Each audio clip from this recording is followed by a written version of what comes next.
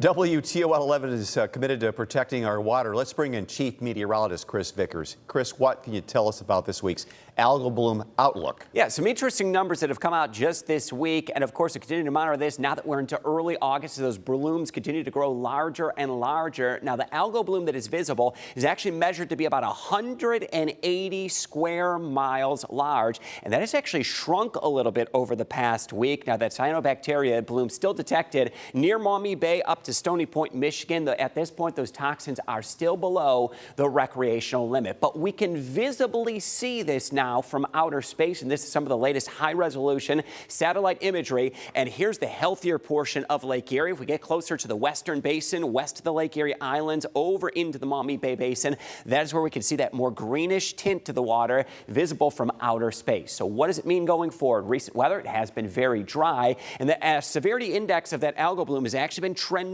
a little bit lower, and that is a measure we hope to continue to see as we go into the month of August. And here we are, the first day of August. We're still monitoring what could be a moderate to larger than moderate bloom after it's all said and done, and that is dependent on some of the phosphorus loading that comes out of the Maumee River. And at this point this season, we haven't seen anything out of the ordinary, certainly well short of some of those higher years that occurred, especially back in 2017. We're right up around the middle of the road at this point in the season.